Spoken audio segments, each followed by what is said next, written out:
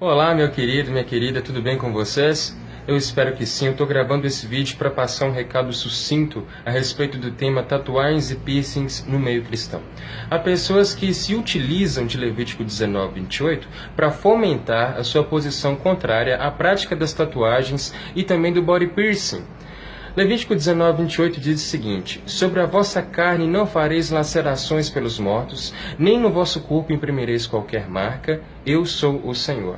Para que nós possamos compreender melhor as Escrituras, nós devemos procurar compreender o contexto ao qual elas estão inseridas. Imagine se existisse um versículo na Bíblia que dissesse: todos ganharão bolinhos. Com certeza você não pegaria esse versículo e sairia pregando esse versículo como verdade, não é? Por quê? Porque eu creio que você procuraria entender o contexto em que esse versículo estava inserido, qual foi o escritor, qual foi o destinatário, em qual época, qual era a cultura e etc. Na verdade, da mesma forma também nós devemos observar Levítico 19:28, bem como toda a Bíblia. É interessante ver que pessoas utilizam-se desse versículo para defender suas posições, mas não observam os versículos anteriores e nem mesmo subsequentes. Em Tiago 2:10, nós lemos que todo aquele que cumpre toda a lei, mas tropeça em um só ponto, logo se faz pecador de todos. Se a pessoa observa Levítico 19:28, ela tem que observar também o versículo anterior, que diz: não cortareis o cabelo arredondando os cantos da vossa cabeça, nem danificareis as extremidades da tua barba. Ou seja, se eu cortar o cabelo careca, ou então fazer a minha barba, eu estou em pecado. Obviamente isso não é observado, então como eu posso observar o versículo 28 se eu não observo 27? É bem conveniente isso, não é verdade? Bem como também, se eu observar Levítico 19:28, eu tenho que observar as demais ordenanças da lei, como, por exemplo, se a minha mulher se menstruar, ela deve ficar distante de tudo e de todos durante 7 dias, até que o tempo da impureza dela se passe.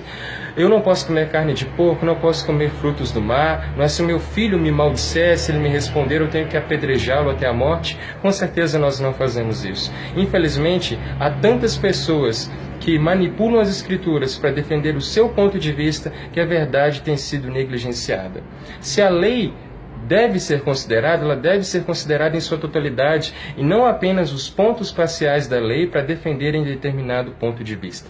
Vale salientar que hoje nós estamos em Cristo, nós estamos na graça e que o fim da lei é Cristo. Eu invalido a lei? De modo algum. Através da lei, nós tivemos uma sombra das coisas que estavam por vir, as quais estamos vivendo hoje em dia, mas hoje nós estamos vivendo na graça de Cristo. Há determinados assuntos, sim, que nós devemos levantar, bem como o escândalo. Há diversas referências na Bíblia, as quais nós podemos meditar, como 1 Coríntios 8, final de 1 Coríntios 10, Romanos capítulo 14, mas respondendo à pergunta se tatuagem é pecado, sinceramente eu não tenho base bíblica para dizer isso. A tatuagem não é pecado, mas o que eu faço com a prática, o que eu faço com a tatuagem pode ser pecado. As minhas intenções, os desenhos que eu faço e etc.